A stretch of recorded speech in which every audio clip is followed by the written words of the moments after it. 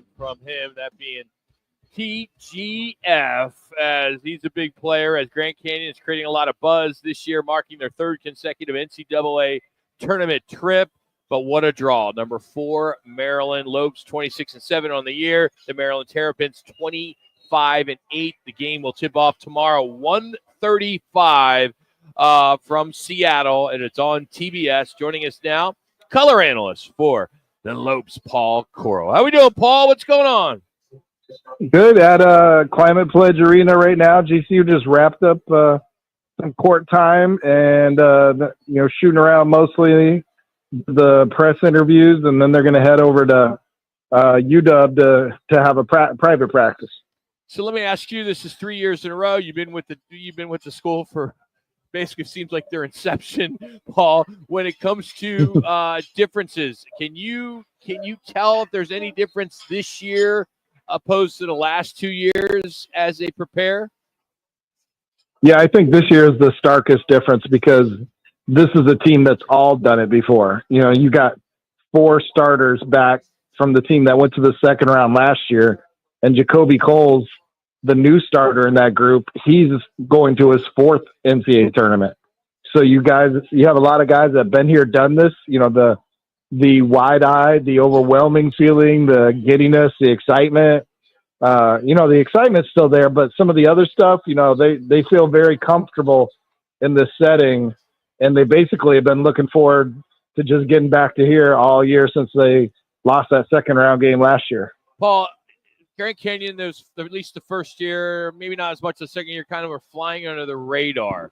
That's not the case anymore. A lot of the national pundits, like Clark Kellogg said, Grand Canyon team is not a typical mid-major team. You've had some pundits all really kind of talking about this team and as if maybe they're going to knock off Maryland. We've already saw a big upset today with Creighton and over Louisville, and then we're seeing McNeese State 31-11, I believe, over Clemson.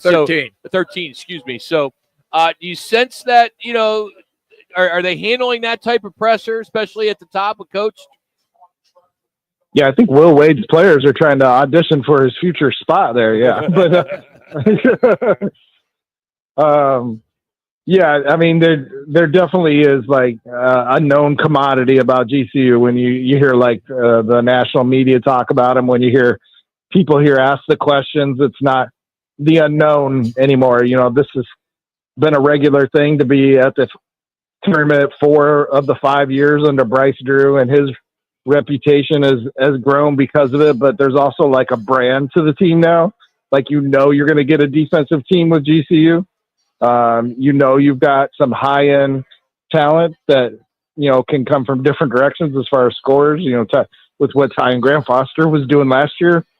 He's just getting back to full speed again. Like, he missed the last 3.5 weeks of the regular season and then went into 3 WAC tournament games in 4 days with only a couple days of practice. So he was pretty good in that tournament. And so he should be even better now with more of a rhythm to his game. Paul, if he could just do what he did last year in the tournament, the NCAA tournament, right? I mean, he played really well last year. Oh, I mean, absolutely. And the thing, obviously he's a great scorer, but he's so important defensively. He's a 6'7" wing who you can put on point guards or threes, and he has recovery ability. He has help ability. He's going to get you blocks and steals, and then he's able to start to transition or fill a lane off a transition. And when the Lopes are in their tempo, that makes them a better offensive team on top of their stops. Paul Coro is our guest on the Right Toyota guest line. Paul, you're going to be matched up against a Maryland Terrapin team, an excellent Big Ten Conference team. They have a lottery pick on the floor and most likely 2 other guys that will spend time in the NBA as well. So set everybody up. How do you believe the matchups will take place, and if indeed the Lopes can slow down the Terps? Yeah, I think there's a lot different feeling about the draw. I think when St. Mary's popped up last year, it was like, ooh, GCU could give them trouble. It just seemed like a more of an advantageous matchup if they could get St. Mary's out of their style. With Maryland, you got the top starting 5 as far as scoring in the nation. They averaged 79 points. That's more than like a fourth of the whole teams in the nation just from their starting five. Now, then they're not very deep, but they don't need to be unless they get into foul trouble. And Derek Queen, you mentioned, he's a guy they kept local, and he's going to go straight to the pros, and they filled some gaps. They had a big, upgrade from last year. They got some shooters, brought in a Jacoby Gillespie from Belmont, real good 6'4" point guard who shoots well. They just don't have holes except for the bench. Like there's not one statistical area where they're weak. They're just incredibly solid. They probably were underseeded. They probably shouldn't have been sent out coast to coast. So they're probably feeling like they got a raw deal. They're a top 10 team, and they would have been a higher seed if they hadn't lost 4 last second games. That's how close they are to being like a 2 seed in this tournament. So, a little bit of turmoil going around the Maryland program. The AD's talking about leaving. The head coach doesn't have his contract locked up yet. So they got a little bit of distraction going around the program right now. But that starting five has a great nickname too. The Crab Five. Yeah. What a nickname. Yeah. 4 minutes. Paul, my last one, fill in the blank. The Lobes need to do what to beat Maryland? Take care of the ball. Okay. And that's the thing they've been really good at these last 2 games. They had 8 turnovers in each of the last 2 games because Maryland doesn't make turnovers. So they're not going to help you out a lot in that department. But, their 3-point shooting has come and gone. They've certainly limited their attempts because they're a much better team about getting feet in the paint and playing with tempo and getting inside. But they need to have more shots than the other team between, turnovers and crashing the glass. For the thing that I want to see in that game is I want to see, can they keep Queen from just going off and slow him down a little bit? And I know that that's a big task. The other thing that I think could help them is if they could, because you already referenced they have a thin bench, is if they could get a couple of those star players in some foul trouble. Because you know as well as I do, if that happens, 3 minutes. that 3 changes minutes. the entire dynamic of the game. And so those are a couple of things that I want to see, Paul. Yeah, and you look at the Lopes team and what their strength has been the last 2 years.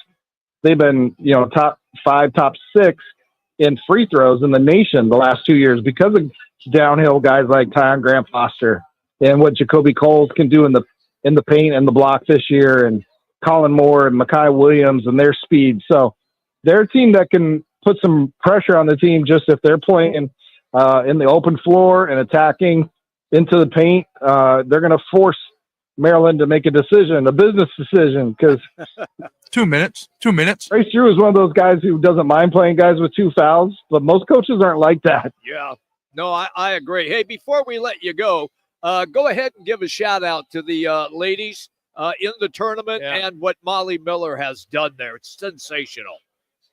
Yeah, well, first off, NCAA did no favors to GCU. Overlapping game times, 1 hour apart. Yeah. The GCU women start at 12:30 at Baylor on Friday, and this is going to be 1:30 in Seattle. So, but yeah, regardless of how that ends, obviously, they're playing at Baylor, and the women's at site-based, so really tough. It's going to be a full house there and a very big Baylor team, but they forgot how to lose. They haven't lost since they lost to Oregon in early November, so they're going to go in there really confident, and it's a senior-laden team that is very balanced, and they're going to give Baylor, some defensive pressure, and that'll be the key for how they can handle what the Lopes bring to try to get some. 1 minute. He's Paul Coro, GCU radio color analyst. Hey, Paul, let's hope that we get to do this again on Monday as well. So thank you so much for jumping on with us on the road, man. We appreciate you. Yeah, if we're talking about on a live team Monday, then you really got a story. Yes, yeah, we do. Absolutely. That would be something. That's Paul Coro. Follow him on Twitter during the entire tournament at Paul Coro, of course, GCU men and women in the tournament. Well, coming up, Netflix announces their new season of The Quarterback. Are we going to see Kyler Murray? We'll tell you next. Plus, the NFL owners are looking to change the playoff format Listen to Rock Minutes with Jimmy B now on ESPN 620 and on